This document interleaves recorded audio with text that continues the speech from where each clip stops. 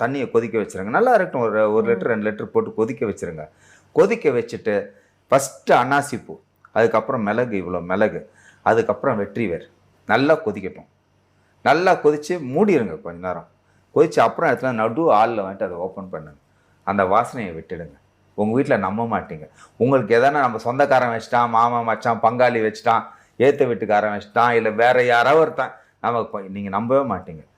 அப்படி எதனா இருந்ததுன்னா அந்த சனமே வந்துட்டு வீட்டை விட்டு வெளியில் போயிடும். உடனே லக்ஷ்மி கடாட்சம் வந்துடும். ஏற்கனவே சொல்லிட்டேன், வெற்றி வேருக்கு வந்துட்டு அபரிதமான ஒரு பவர் இருக்குது அப்படின்னு. அன்னாசி பூ வந்துட்டு எதிரியை வந்துட்டு நிலைக்குலைய வச்சிடும். மிளகு உங்களுக்கு ஏற்கனவே ஒரு பழமொழியே சொல்லுவாங்க, 10 மிளகு இருந்தால் பகைவன் வீட்லேயும் சாப்பிட்டுடலாம் அப்படின்னு சொல்லிட்டு. ஸோ இந்த 3 காம்பினேஷனையும் நீங்கள் அந்த தண்ணியில் போட்டு கொதிக்க விட்டு ஒரு வாசனை ஒன்று வரும் பாருங்கள், அபரிதமான வாசனையாக இருக்கும். நீங்கள் இன்றைக்கே கூட ட்ரை பண்ணலாம். இதெல்லாம் வந்துட்டு மொத்தமாக நீங்கள் கணக்கு பண்ணிங்கன்னா ஒரு 50 ரூபா கூட